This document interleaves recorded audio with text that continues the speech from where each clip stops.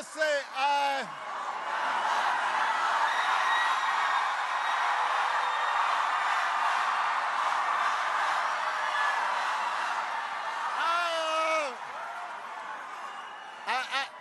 I gotta say, you know, I have done a lot of rallies, so I don't usually get nervous. But I was feeling some kind of way following Eminem. I mean, I notice my palms are sweaty, knees weak, arms are heavy, vomit on my sweater already, mom's spaghetti. I'm nervous, but on the surface I look calm and ready to drop bombs, but I keep on forgetting.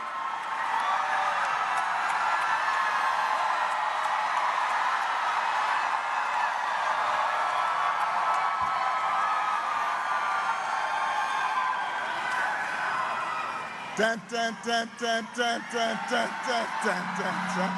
I thought Eminem was going to be performing. I was going to jump out. Love me some Eminem. I love you back. All right. I love you back.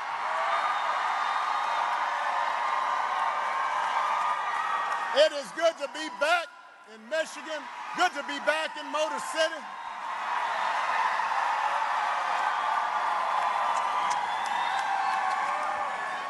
Now, I heard there was another rally here on Friday night, but it was a little smaller than this one. Don't boo now, vote. Don't boo. I'm telling you right now, don't boo.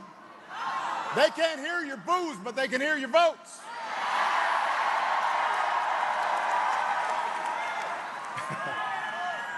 And I am here today for a very important reason. To ask you to vote for your congressman, Shri Tanada, for your next senator, Alyssa Slotkin, for the next president of the United States, Kamala Harris.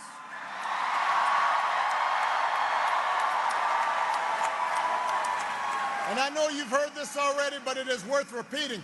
Here in Detroit, early in-person voting has already started.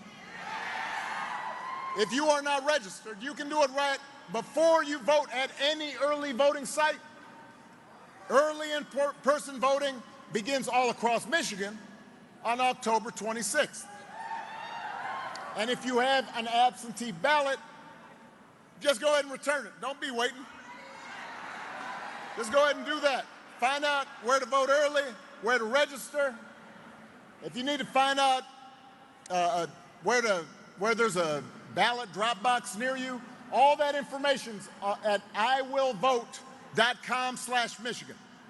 All right, and then you help your friends and family make a plan to vote too. Because together, Detroit, we have a chance to choose a new generation of leadership in this country. To start building a better and stronger and fairer and more hopeful America. And let me tell you, your vote is going to matter. Because we know this election is going to be tight. And it's going to be tight because a lot of Americans are still struggling. I miss you too, but hold on. We can catch up later. As a country, hold on a second. As a country, we've been through a lot together these last few years. There was a historic pandemic, and it wreaked havoc on our communities and our families and our businesses.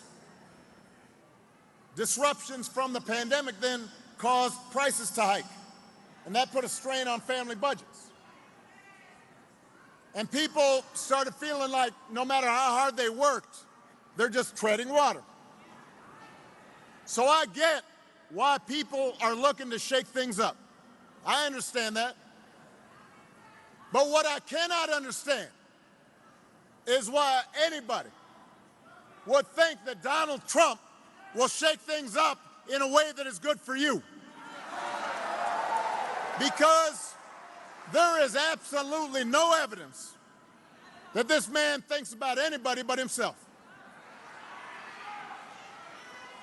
I have said it before, Donald Trump is a 78-year-old billionaire who has not stopped whining about his problems since he rode down his golden escalator 9 years ago.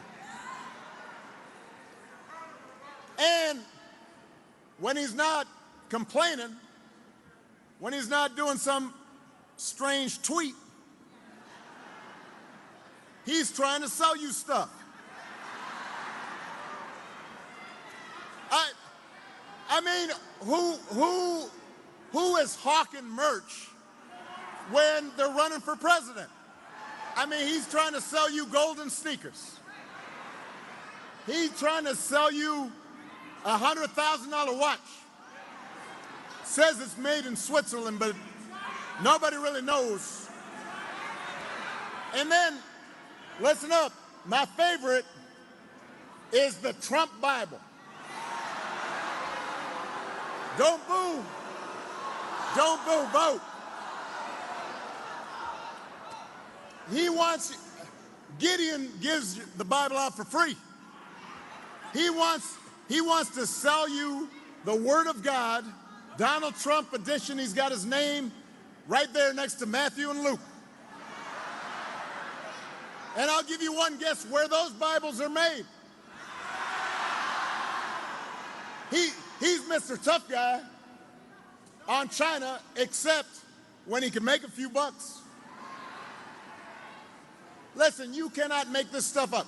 If this was a routine on Saturday Night Live, you'd be all like, no, that's going too far. But it's all true. And the reason he's doing it is because all he cares about is his ego and his money and his status. He's not thinking about you. For him, power is nothing more than a means to his ends. He wants the middle class to pay the price for another huge tax cut that would mostly help him and his country club buddies. He doesn't care if he costs women their reproductive rights because he figures it won't make a difference in his life. And this is the most important thing.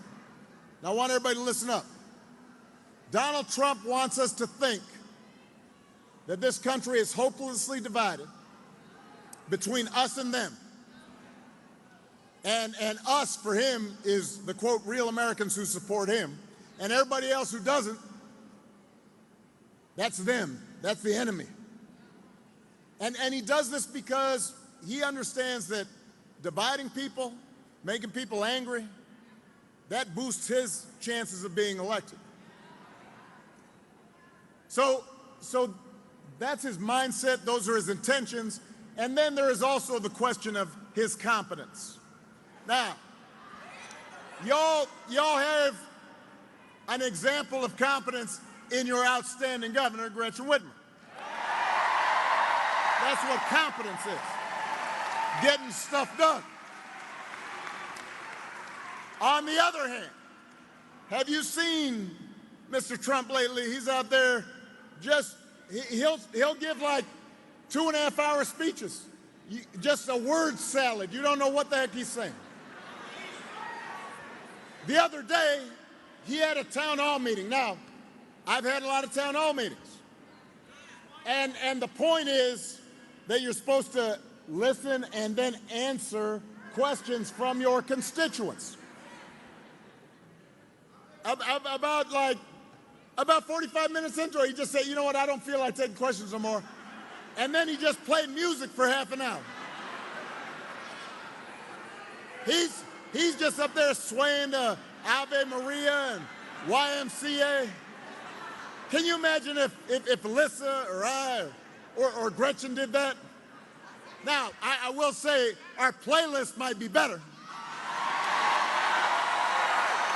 I'd have Lose Yourself on there.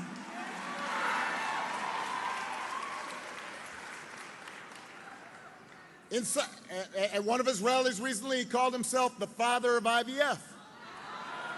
Now, I have no idea what that means, and you don't either.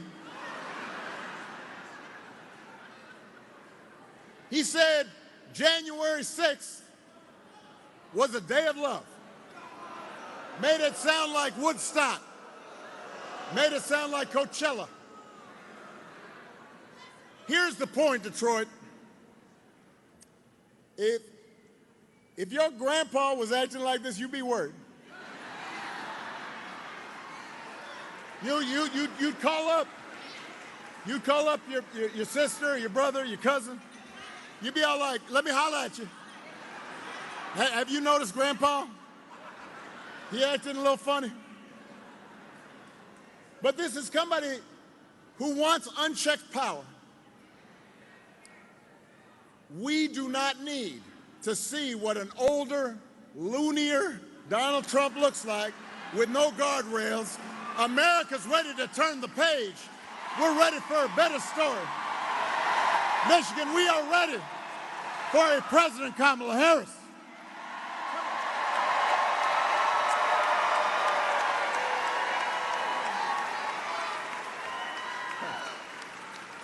And the good news is Kamala Harris is ready for the job.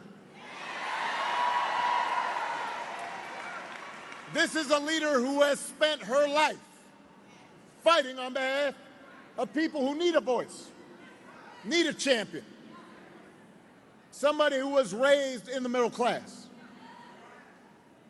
She worked at McDonald's when she was in college to pay her expenses. She did not pretend to work at McDonald's when it was closed.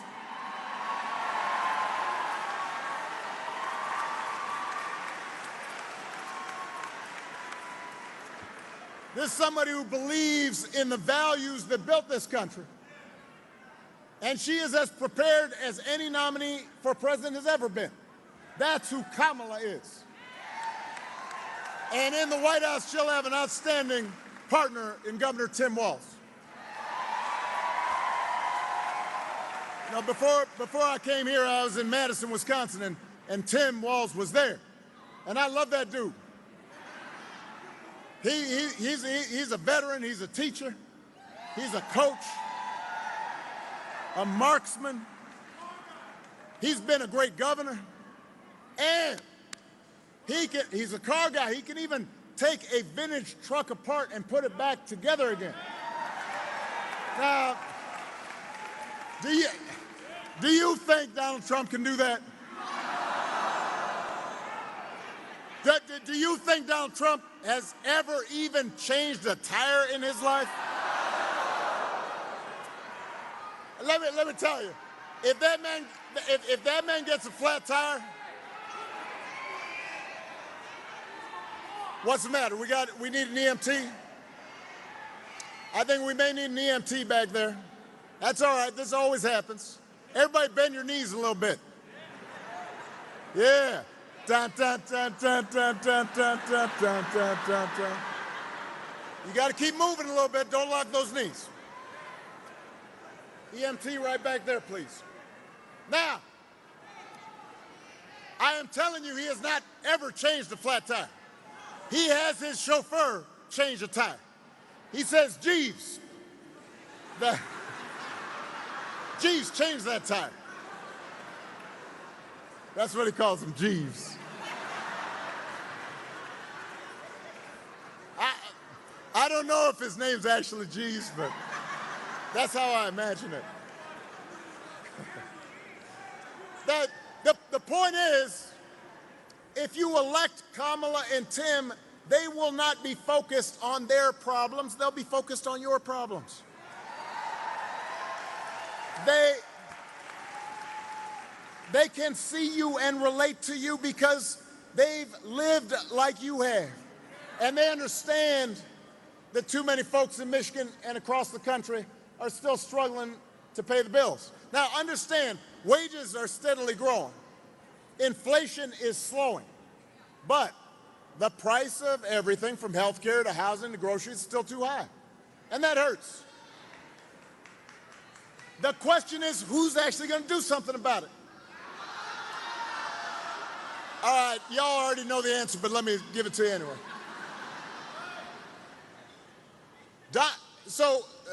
And this is, you have to do a little bit of homework, kind of examine their plans. So Donald Trump's plan is to give another massive tax cut to billionaires and big corporations. Do not boo. Vote. Now, I'll be honest with you. I've been talking to people around the country, and sometimes I hear people say, well, you know, yeah, I know Trump's kind of goofy, but I do remember the economy when he first came in, it was pretty good. And I say, yeah, it was good because it was my economy.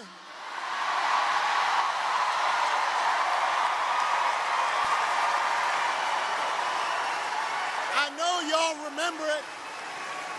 I know folks in Detroit remember it. I spent 8 years cleaning up the mess that the Republicans left me. Y'all remember the auto industry in America was flat on its back.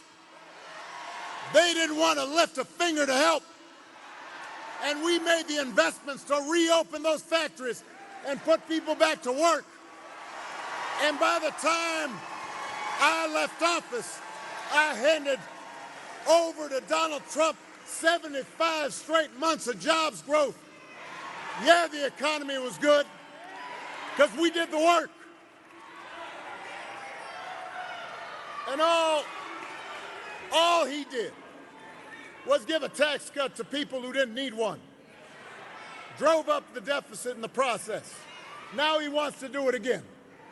Do not fall for that okey doke. Don't be bamboozled. Be bamboozled.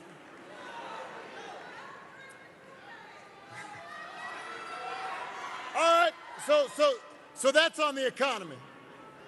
When it comes to health care, Donald Trump's only answer is to end the Affordable Care Act. Now, do not boo.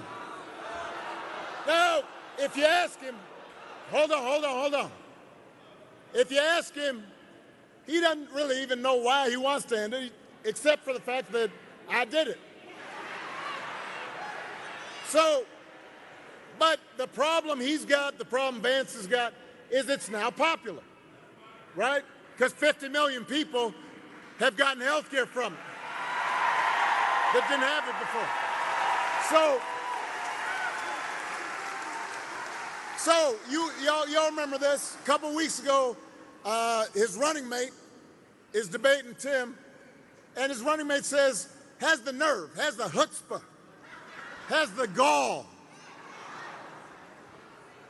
to say Donald Trump, quote, salvaged the Affordable Care Act. Donald Trump spent his entire presidency trying to tear that thing down. And he couldn't even do that right.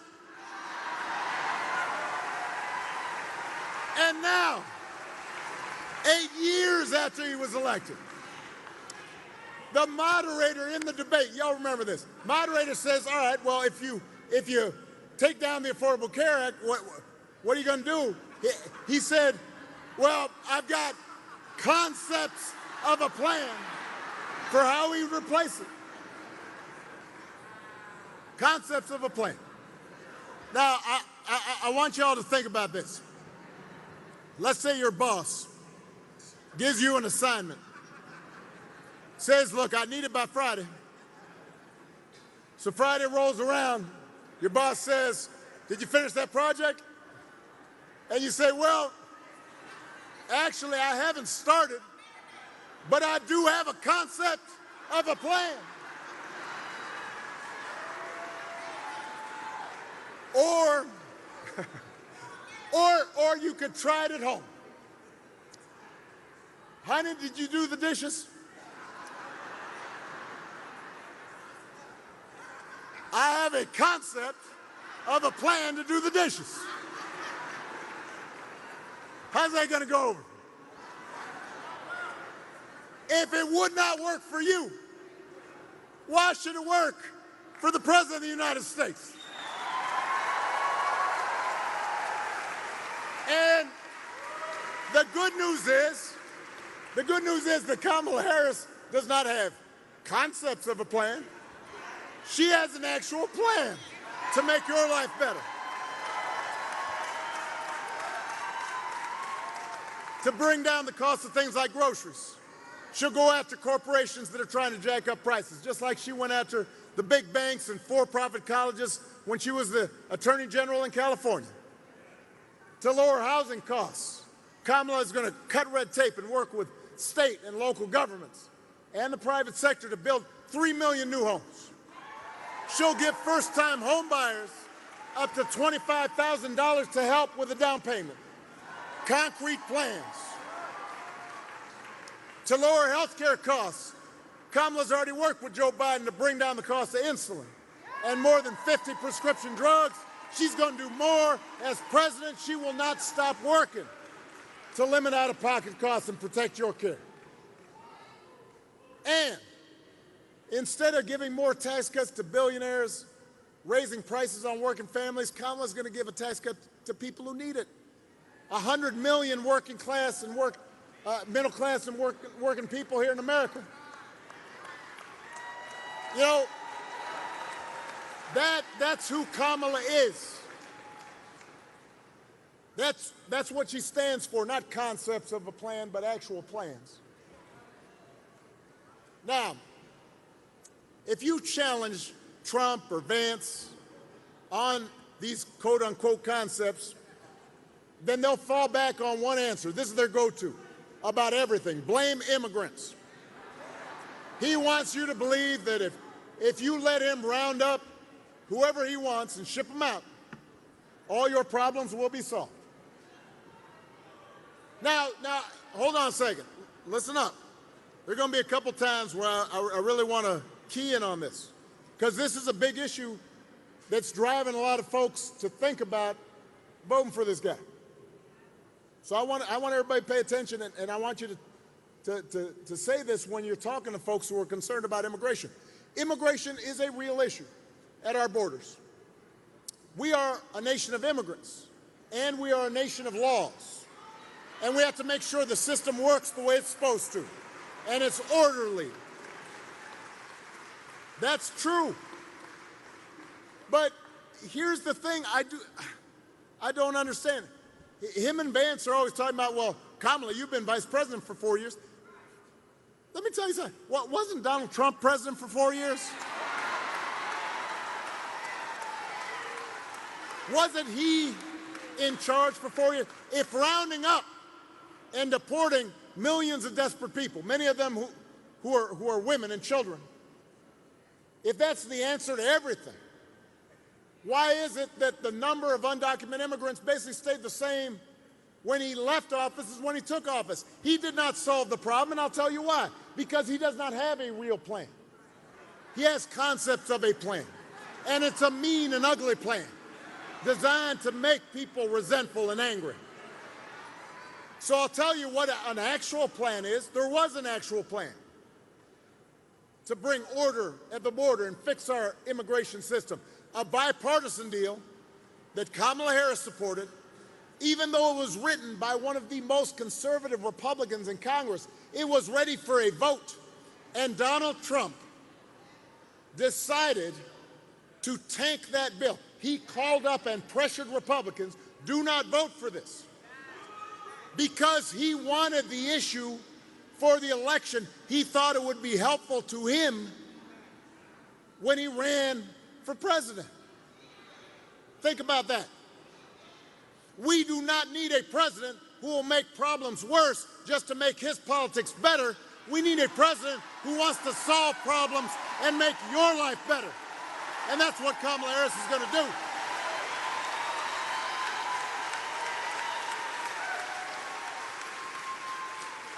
And to help her do it, she will need a Senate full of public servants like Alyssa Slotkin.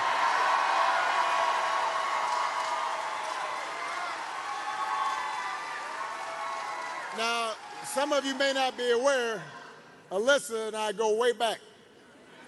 She was in the administration. She was sitting in the Situation Room.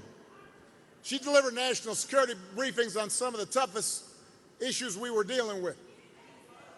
Alyssa don't play. She is serious.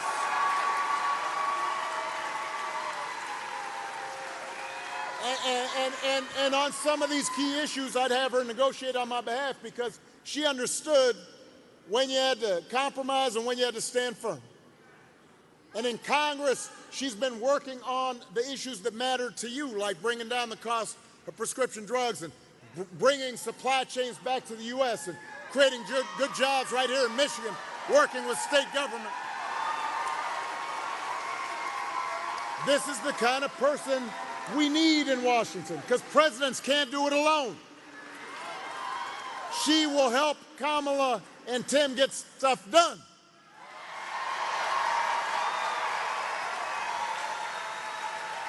Somebody who shares our values and wants to move the country forward and not back. Now, one of those values we share, that we talk about, that we worked on, that all of you care deeply about, is freedom. So let me talk about that just for a second.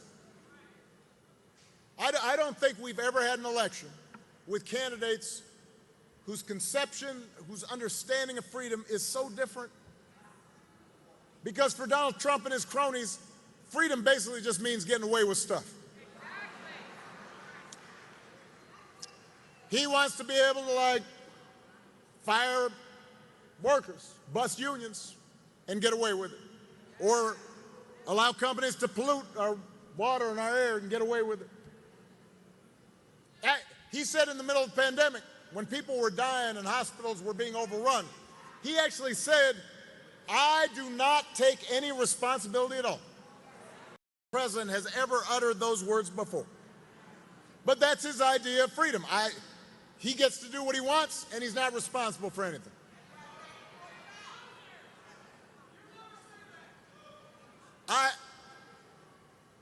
We have a broader idea of freedom.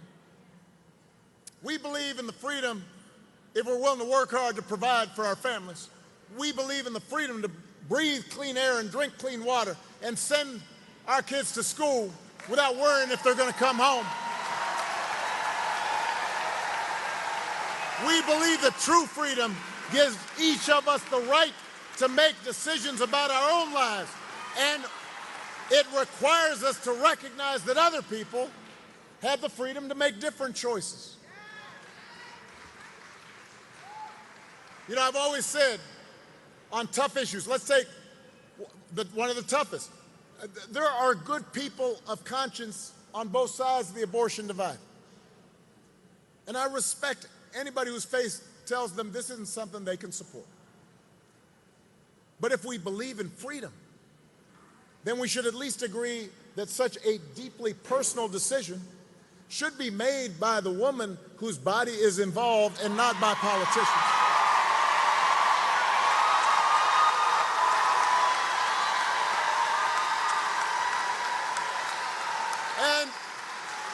And the majority of America agrees with it, which is why you've been seeing Donald Trump try to tie himself into a pretzel on this issue.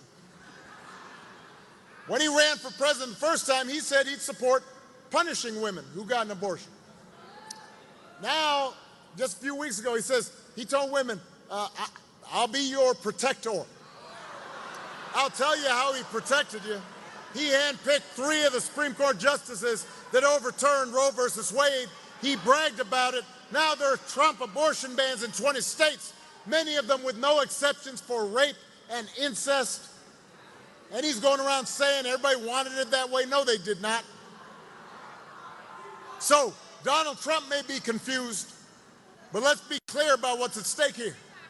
If you send Alyssa Slotkin to the Senate, she will vote to restore the reproductive freedom that women had for nearly 50 years. And if Congress passes that bill, Kamala Harris will sign it into law.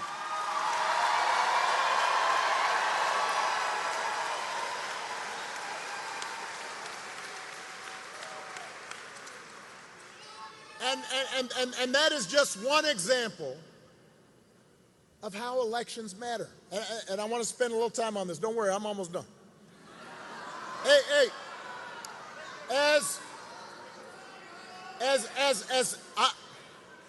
I get how frustrating politics can seem sometimes. I get frustrated, Lord knows. I don't watch cable news because it gives you a headache, put you in a bad mood, because it seems like folks are just arguing and bickering and mad, and then nothing gets done, and so you start feeling like your vote doesn't matter. But, in fact, your vote does matter. Because your vote can make your life a little bit better or a little bit worse. Now, people sometimes, I think, have the wrong idea. Politics is not going to solve all your problems. Poverty will still exist, even if Kamala Harris and Tim Walz get elected, because it's a hard problem. Racism doesn't go away based on one vote or one administration. Those things don't stop overnight. The way you make progress is by making things better a little bit at a time, and then over time, those little differences become big differences. And so,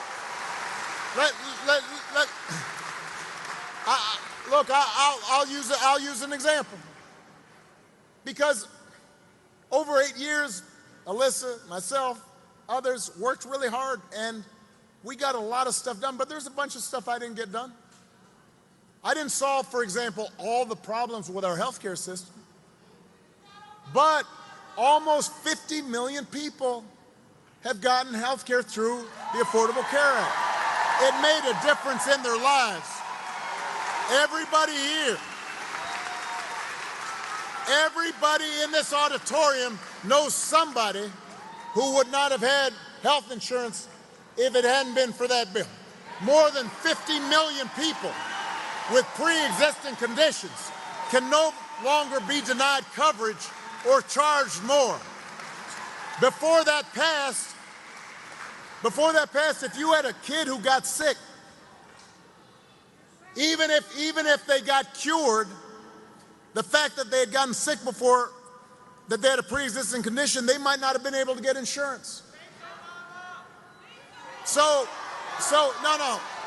Look, I'm using this as an example to tell you that a little bit of change for the better makes a difference.